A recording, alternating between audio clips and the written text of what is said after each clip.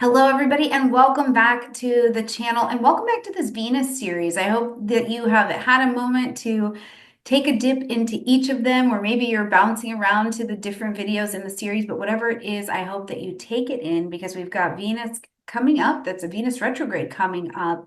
And really, the energies are going to propel through our lives for about the next year. I think we see the real outcome of what comes from this as we are approaching 2026. So it's a big deal kind of energy. And we're going to go into the next portion. We have talked about the retrograde itself. We talked about Mercury and the eclipse, how they herald in the story. We have also talked about the goddesses, how they will take us a little deeper. And now I've got Miss Tiffany back with us, and we're going to talk about fixed star Kerb, which blew my mind. I didn't know anything about, which is why I love that there are so many astrologers out here looking at different things. And she brought it up, and I was like, should we do a video? We need to talk about this. So, welcome back. Thank you. Yeah, thank you so much. I love talking about Venus with you, and I'm the same way. It's like how beautiful is the prism of astrology that we can all study it and see something completely different under the same sky. So, yeah, hopefully this will be a useful tool in your retrograde toolbox. Absolutely. So for reference, everyone, let's start with just a couple of things. First of all, the best astrology is your astrology. So in what we're talking about today, we are going to give you the degrees, not just the symbology of where things are at. We're going to give you the degrees. And the best thing to do is make sure that you have your natal chart so that you can look at it and see if you have planets, points, angles, your own fixed stars, your own asteroids, whatever it is that you work with at those points, because that is what's going to unfold the story more deeply for you.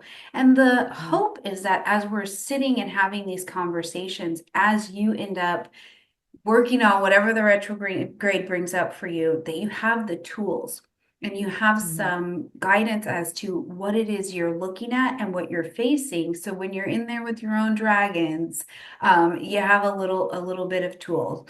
Now, the other thing is that to remember, we've got the digital transit calendar that actually comes from Tiffany. So, looking at the timing of these things, if you're not quite sure or you just want something handy, you can grab it right at your fingertips. The link is in the description box down below. It's like my favorite tool.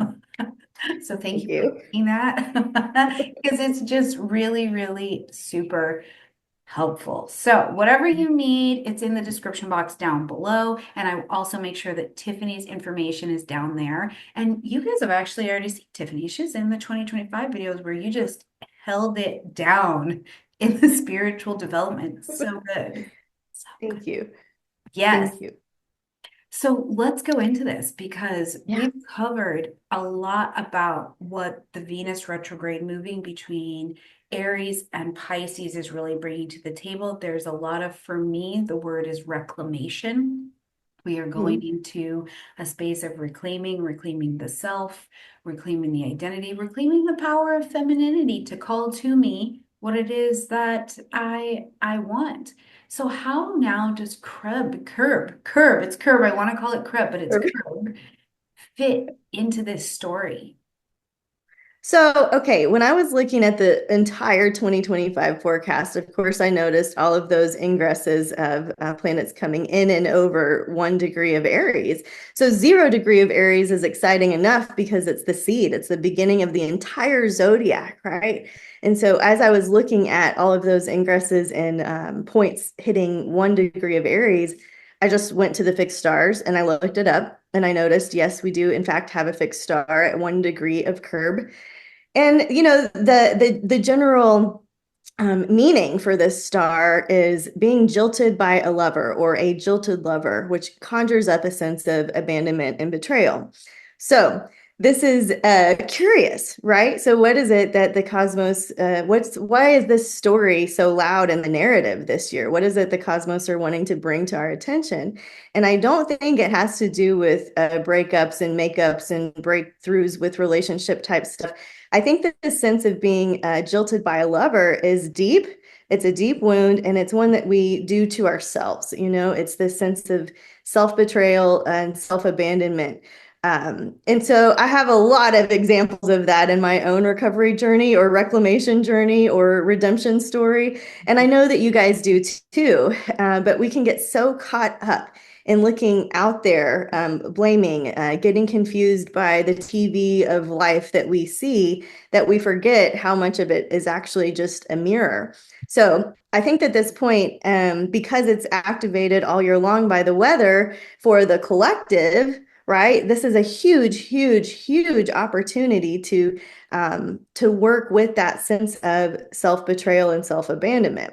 So Mhm. that's where I kind of got into it. Yeah.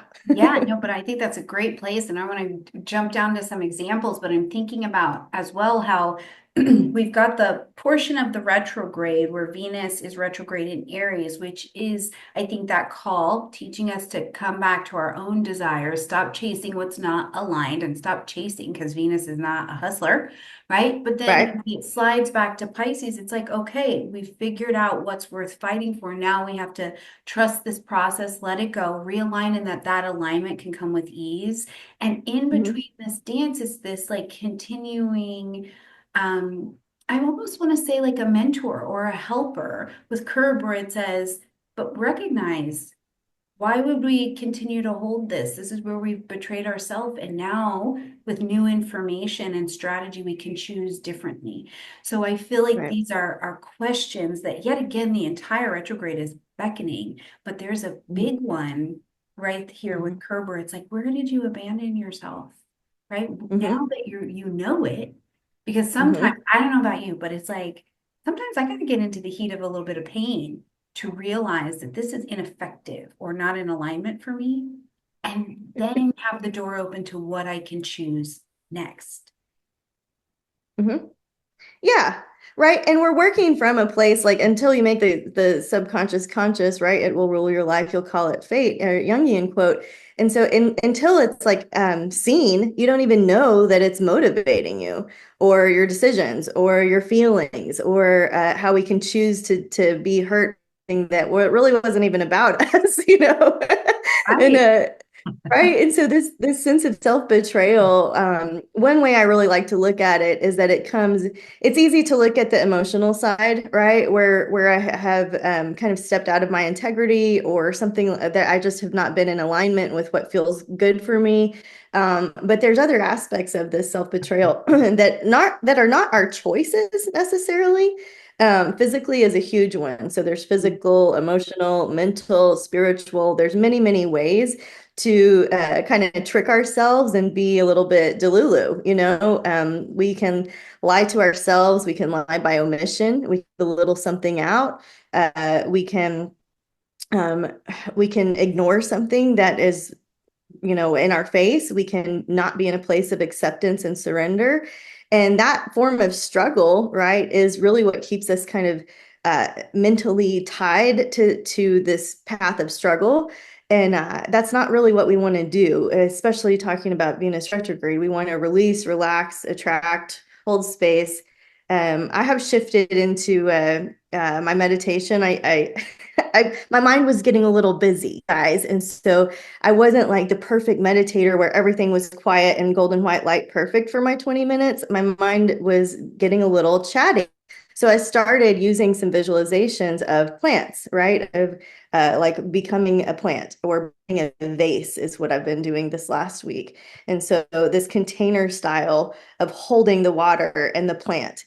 So there's a lot of fun little techniques you can do to start to work with this betrayal or the sense of abandonment to my soul's journey. You can get really panicky when you think that you're not doing what you were called to do. You can get really panicky when you think that there's something more, that you're supposed to have this job or that relationship, or when you feel like you're out of step with your soul's journey, there's a sense of agitation. You are disturbed and you know it. So what do you do when you're restless? What do you do when you're disturbed? Why is your nervous system on fire? And those are kind of the things that we need to look and explore underneath. Again, there's a way that we choose to do that, and because of our patterns, and then there's a way that we don't choose to do it. So, for example, physical health, right? Like I felt like my physical health completely abandoned me for about a 4-year period there. And I did come out on the other side of it, but how hard is it to be in a position of spiritual leadership and to be physically unwell? Right? Like you're doing all the right things, you're eating all the right things, you're doing all the right workouts, and still there's something that's uncontrollable happening in your life. Well, that thing that's uncontrollable it gets us to the point of surrender, Yeah. right? So this idea of self-betrayal and this agitation, it's going to keep at you until there's a surrender, right? And that just because you surrender doesn't mean it's all going to be okay either. It means that you have to die to yourself over and over and over and over again. Yeah. Um, Yeah. so I'm Which on is a an interesting take because one of the ways that I think about the connection with life, just kind of in general, the self, is that it mhm, is as important of a relationship as anything else we have. And it is like a death to the self over and over and over and over again. I die to myself all the time because it seems to be the only way I'm allowed to stay alive, honestly, you know? And so when we talk about this Venus retrograde, it may not be that external, partnership breakup, but I think that it is, right? The container has to be emptied before it can be filled again. That's the Venus cycle over and over and over again. And so looking at, like you're saying, even the external ways where something is in disruption of our own partnership. I know I had a great experience with looking at the United States and having a feeling mhm, of being betrayed, right? mhm, And that's a very external perspective to mhm, go, but it was mine into a space, right? mhm, And so it was interesting to get to explore that and get the head and get into a position enough to do something different, to be able to follow my mhm. instinct and my intuition in a different way, right? And like you said, sometimes you're just doing all the right things and where you need to go to school presents itself. Where Yeah. class is in session with whatever is ticking you off because this is Mhm, going to be a Venus in Aries. So what are you mad about? What's mhm, under the skin? What's pricking you here? Because mhm, there's some instinct that I mhm. don't know that we always give Venus and Aries credit for being in good alignment with, right? Like we Right. lost trust to the instinct. I'm Mhm, saying I want something just because someone else told me to, but my instinct does not say that. And in mhm, every house of the chart, I think that's a question that we're available to review at this time. mhm. Yeah. Right? And right, if you think about Aries too, ruled by Mars, governs the head, the eyes, the ears, governs every part of the head except for the lower jaw, which is Taurus. But everything else is Aries. And I have a family member who's continuously having teeth and eye surgery every other week for the next several weeks. I'm having people that are talking about their intuition being more, their spidey senses are a little bit more active right now. Well, where is Lady Venus going to be whispering your intuition through your eyes? That's clear vision through your ears. So paying attention. Often when I hear spirit, it's a word or two. It's not a book. I'm not just like, hang on, it's just a word or two. So having those whispers come in and your intuition activated, right? That's how you can stay true to yourself, is being quiet, listening, practicing, looking at the world with spiritual eyes instead of those selfish, ego oriented, Aries related, right? Eyes, the ego, the self.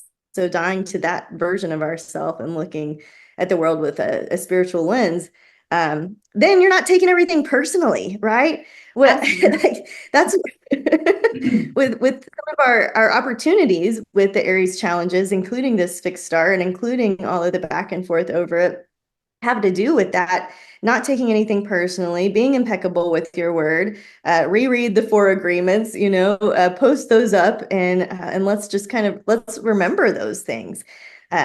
Self-sabotage, self-betrayal can come in so many forms, but what I know is that when I am disturbed in my soul, it's really me Me. 100% of the time, right? So if you have hurt my feelings because of something that you did, when I go excavate and ask all of the questions, it's really that I have put myself in a situation that I shouldn't have been in, and I let that little inner child down. And so I have to go hug her, love her, scoop her up, bring her in, visualize baby Tiffany, hold, like look at her eyeballs, do a whole meditation, and tell her, "Hey, I'm sorry I put you in that position."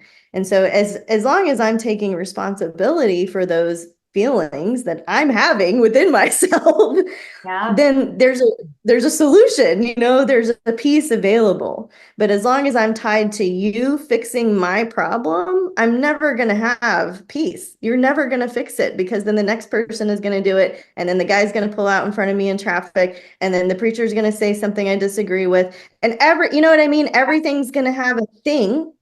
Yep. So the solution comes inside, right? And that inside place is a very private castle that we get to develop, right? And so we're all doing it differently. We're all doing it imperfectly, but this activation here, I think, helps us to not betray that inner child, right? To not Yep. that side of ourself that needs our love and attention and recognition. Right? We can stand up for ourselves without hurting the other human, without making it about somebody else. So Yeah. those are some reflections that I offer. Absolutely. And I just Yeah. think that they're like, I can resonate with them 100%. And I think that there's a lot of precision that comes with Aries, right? Like there Mhm. is precision, and it is taking the responsibility to be in the places, like only quality people, only quality situations. What is honestly in alignment with where I even want to go? Because it's a lot Mhm. easier to take things less personal as well when Mhm. I'm clear on what it is that I'm doing here. But I have Right. to be responsible for that, and the rest are human beings. You know what I mean? There's a lack of perfection that is so imperfect out there, right? My Virgo Mhm. rising is like, ah, so, but we get to survive these things. And I do think it's going to be interesting to see just in the world globally, as we're Mhm. under this retrograde and we bring in Kerb, that because Mhm. Pluto has moved into Aquarius, there is, to me, what I'm seeing more and more, there is this differentiation where people are going, Mhm. I'm actually this, I'm not this. Right.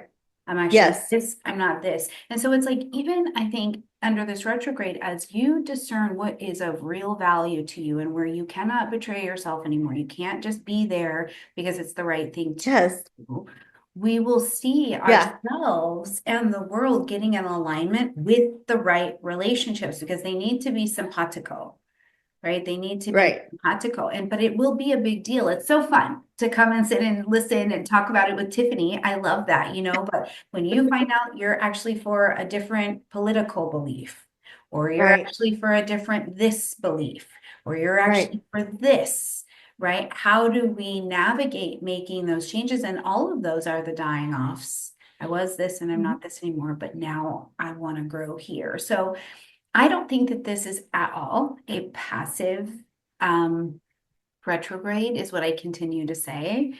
Mhm. And one of the things I was talking about, I'm just curious to hear your feedback, but I do think that this retrograde also is a bit of a war on femininity. And it's not an Mm. external thing. It is whoa, I kind of like the soft side of me. And I've been told that that is not valuable, not effective. Everything needs to be hard. So it's like we're in there cutting away the stories about my relationship with rest, the stories about my Right. relationship with my body, with my mind. I'm curious Mhm. to hear your thoughts there. Oh, well, I'm in alignment with that. And I am a manifesting generator. I have Sagittarius rising. I have a Mars out of bounds in my first house conjunct Neptune. I have been a masculine woman, especially with my career, in Yeah. terms of I'm a product of our culture. Like, go get them. This is how you market. This is how you sell stuff. This is how you build your business. This is how you get yours. And I don't, it's not, I mean, I thank you. It's not that I Right. don't want to have my own business, but I don't want to do it the way that I was doing it from a conditioned place. Again, no harm, no foul. I just was kind of in the robot, not self doing it from a very hard lined place, and that takes some unwinding. You don't just wake up one day and say, hey babe, I want to be more feminine. Like I decided I'm going to be really soft and pleasant today, so let's get after it. yeah, It's not yeah. it. Yeah, right.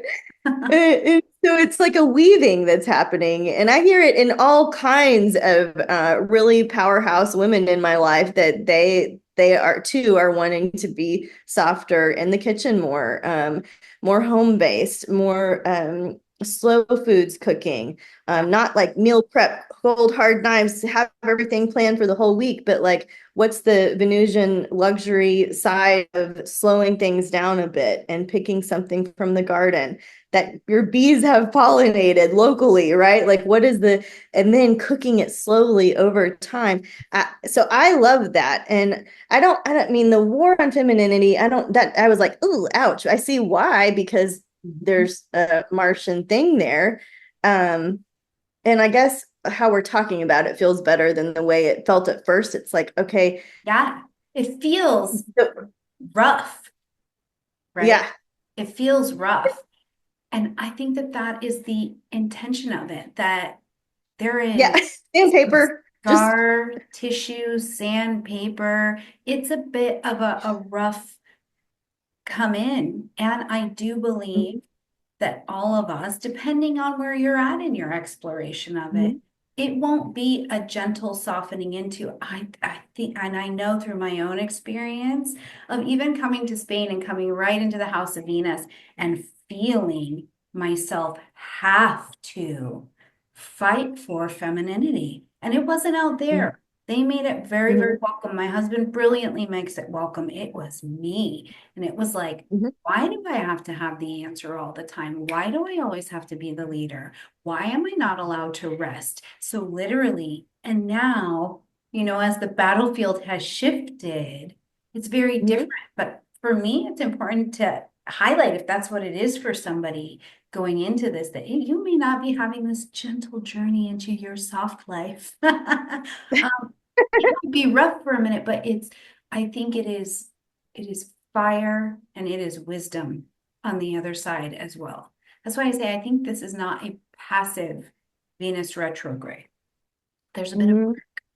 in some And place. I think, some of the things that I fight are my coping mechanisms, right? Those inner child wounds are my coping mechanisms that I want to hang on to, because they kept me safe, because they kept me alive, because they kept me in a place of, yeah, I mean, that's it. But so if we're working from that place of I'm needing to be safe and my nervous system is wired for that, then you're not relaxing. You're not relaxing when you're asleep. You're not even laying all the way down on your bed. You're you're like sitting light, you know what I mean? Yeah. So there's a earthiness to this Venus, right? That where we need to come back down and center ourselves instead of being on high alert all the time and nervous system activation.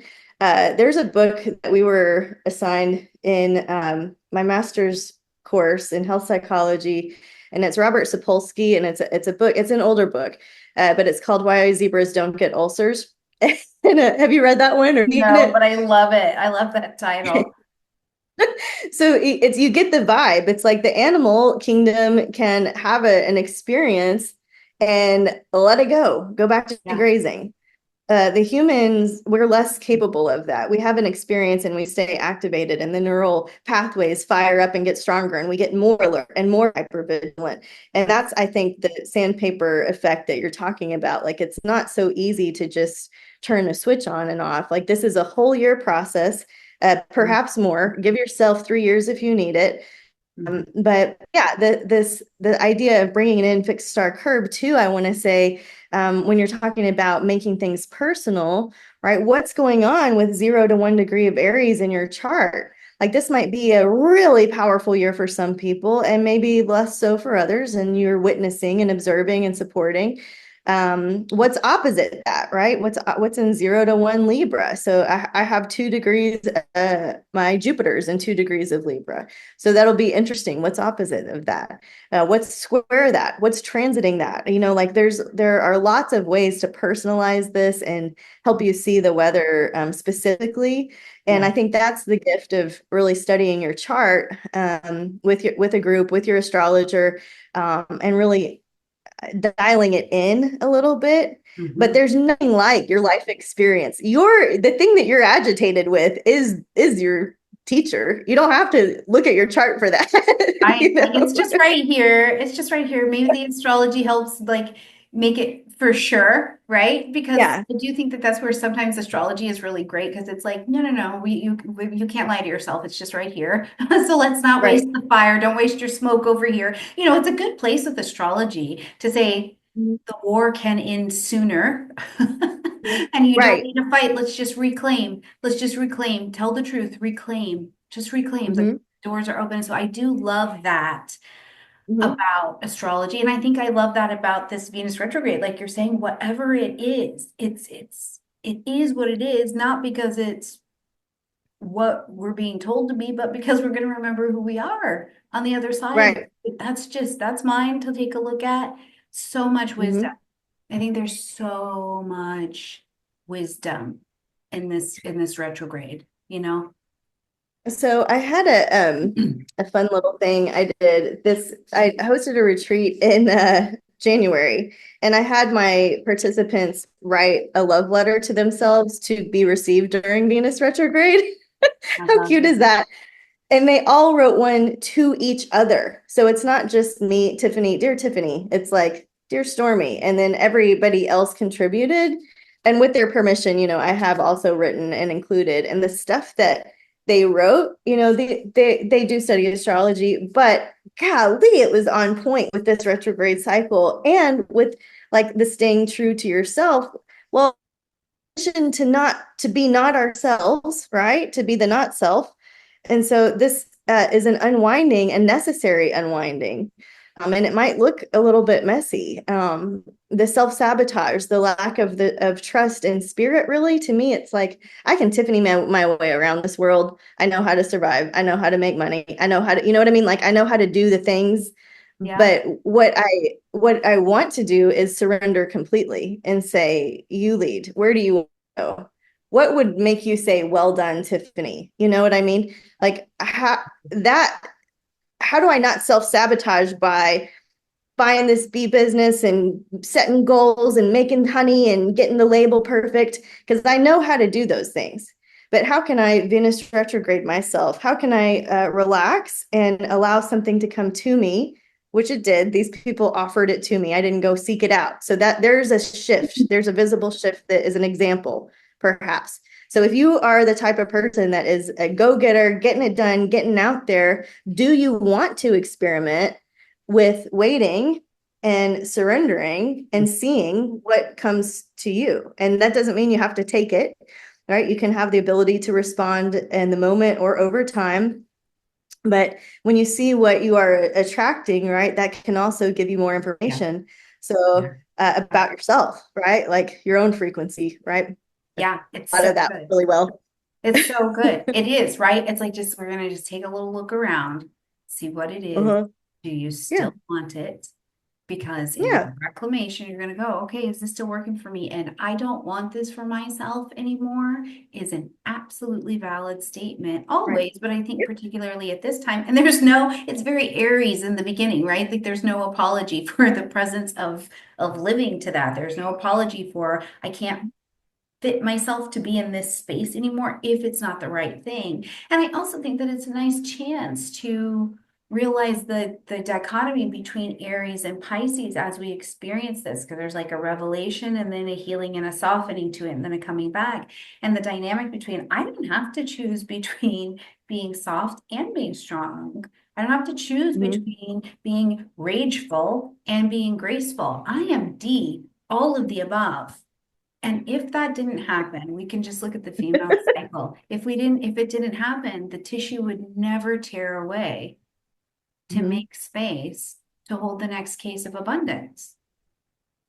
right? Yep. That's a Venus Right. cycle, all in all. So there's just the reclaiming that it's all of it. I'm just gonna flick off the things now that aren't in alignment, which I think is Aren't it? cool. And I love the love letters. What a beautiful thing. You guys, maybe this is something. Maybe this is something you do. Maybe you send yourself a love letter, right? Is there somebody in your Look at life it who later. could use a love letter? Right. You know? We all rise together is something my B teacher used to say. And I feel like this because it's a point that the collective will experience, right? This is the best case use is to do our inner work, to tap, to do the Ho'oponopono prayer while tapping. I love you, Stormie. I forgive you, Stormie. Please forgive what the four Ho'oponopono things. Please forgive me, and I love you. Right? Like I feel like the more that we can do those things, whether it's like a fake it till you make it kind of a thing. Even if you'll just pause and reset yourself, the energy around you will reset too, right? Like there's that whole perspective of frequency, just frequency work. Yeah. But there's an emotional component. And if you look at what's going on in your life right now, it will reflect some kind of story. You were talking about reclaiming also the feminine identity and the sense of, like, to me, female bonding. For Mm. me, because the bees are coming back in, or there's more opportunities with beekeeping in my life. That is the female community. The worker bees are all female. I think that that's fascinating, right? That worker bees that create the honey are all female and they work together. What else is happening is I'm using my family name. So my family name, a big part of the decision in the honey branding. But my great grandfather and my great grandmother were immigrants from Russia, and they had general stores under our name here in Texas, where I live, and so there were generations that didn't keep that up. Yeah. Love of family, of community is coming back up. The ability to redo it from an ancestral healing perspective, and I just and saying, "Go, Tiffany, go bees." Like, I have so much more freedom to do that than they had. So I feel like the celebration of seven generations coming through me. You know what I mean? No, I do. I just Yeah. 2 days ago, and this is fun to share with you guys as well. I got the last document I need to have my German citizenship by descent finished. And looking at these brilliant pictures of my grandmother, who I had a wonderful relationship with, and realizing that she left a gift, right? She left a gift Mhm. to a ninth house son granddaughter who would come and get it. And I came and got it Yes. only, Yes. right? And it's not just me.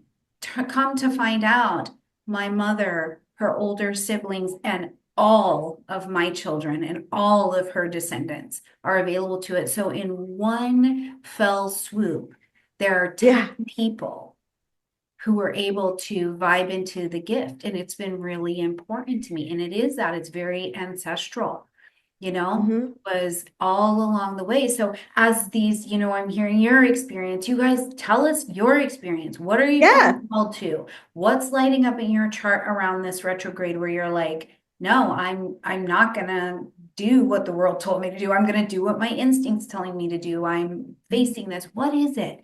Share, Hmm. because we are coming into so much community. And I want to hold Yeah. energetic space for you to the best of my ability for a delicious retrograde, regardless of how sandpapery it is at certain portions. We've got a chance to do something really awesome or to let what's really awesome come, depending on where you're Right. at in your journey. But it is Right. going to be going down.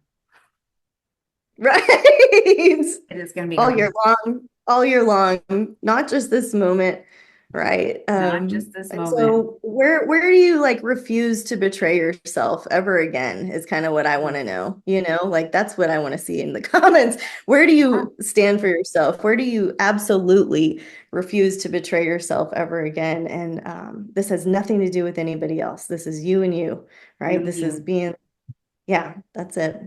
Oh my God, Hmm. I love it. What a beautiful way to leave this. What a beautiful question. Tiffany, I just love when you come because you always just have something so soulful to offer for Mm. us to think about. And I love that you share your lived experience with us as well and Yeah. not the chart. So thank you for bringing that into this space and leaving that bit of medicine for us.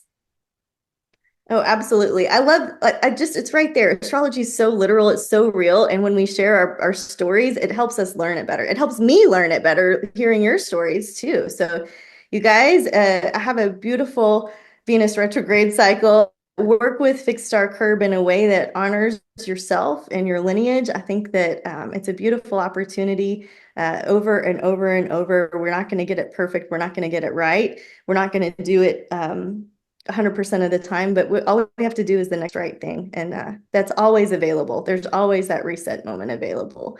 So much love to you guys. Thank you so much for having me. Yes, absolutely. And if you guys haven't checked out your 2025 video for your sign, make sure you check it out. And listen, everybody in there is great, but also go check out Tiffany's section because it's so good. It's usually got this like Virgoan energy. So you are broken down by every sector ever in your life. So you cannot leave that section of the annual video being like, I'm not sure what degree that was. Yes, you are. You know exactly where it is because she told you. All right, you guys, check out these other videos that are in the Venus series. Come back to them, come sit with us over and over again, put them on podcast style, and just enjoy. And of course, I will see you in the weekly, the monthly. I will see you everywhere online ever. And I love you guys, and I'll see you next time. Bye, everybody.